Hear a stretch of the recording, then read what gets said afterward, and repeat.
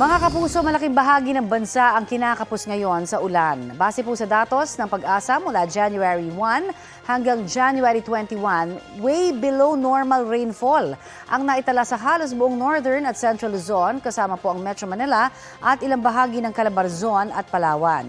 Yan yung kulay pula na makikita po ninyo sa mapa. Kulay dilaw naman ang ilang lugar na indikasyon ng below normal rainfall amount. Ilang bahagi rin po ng Visayas at Mindanao ang kinukulang sa tubig ulan.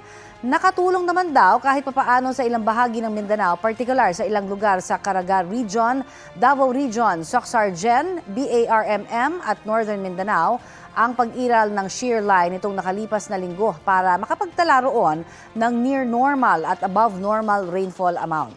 Yan yung mga nakikita po ninyong kulay green at blue sa mapa. Sapat din po ang ulan sa ngayon sa ilang bahagi ng Palawan, Romblon, Quezon at Bicol Region. Sa ngayon, wala na hong umiiral na shear line. Wala ring namamata ang low pressure area sa loob o labas ng Philippine Area of Responsibility. Hanging amihan pa rin po ang nakakaapekto sa Northern Luzon, habang posible naman po ang mga local thunderstorms sa iba pang panig ng bansa ayon sa Pag-asa. Nakataas ngayon ang rainfall advisory sa Batanes, Cagayan, kasama na po dyan ang Babuyan Islands at sa ilang panig ng Isabela, Apayao at Kalinga. Pinaalerto ang mga residente mula po sa banta ng baha o landslide. Tatagal ang rainfall advisory hanggang 11:30 ngayong umaga. Posible rin po ang ulan sa ilang pang pahagi ng Luzon, kasama na ang Metro Manila, Visayas at Mindanao hanggang mamayang gabi base sa rainfall forecast ng Metro Weather. Ngayon pong araw na itala ang 15.5 degrees Celsius na minimum temperature sa La Trinidad, Benguet. 16.2 degrees Celsius sa City of Pines, Baguio. 16.8 degrees Celsius sa Basco, Batanes. 19 degrees Celsius naman sa Malaybalay, Bukidnon. Habang 23.6 degrees Celsius dito sa Quezon City.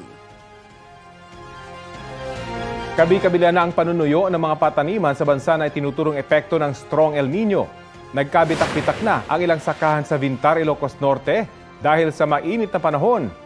Nalanta na rin ang ilang pananim gaya ng kamatis. Dagdag pa sa problema ng ilang magsasaka sa Samal, Bataan ang irigasyon. Inaapela na nga sa gobyerno na ibaba ang presyo ng produktong petrolyo na ginagamit nila sa water pump para sa patubig.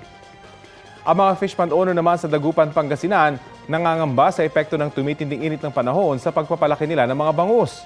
Ayon sa ilang eksperto, ang pagtama ng nip tide o alaal dahil sa mababaw na antas ng tubig sa palaisdaan ay maaaring humantong sa fish kill.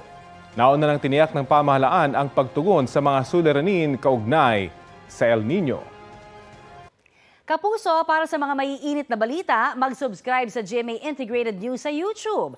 Sa mga kapuso naman abroad, subaybayan nyo kami sa GMA Pinoy TV at sa www.gmanews.tv.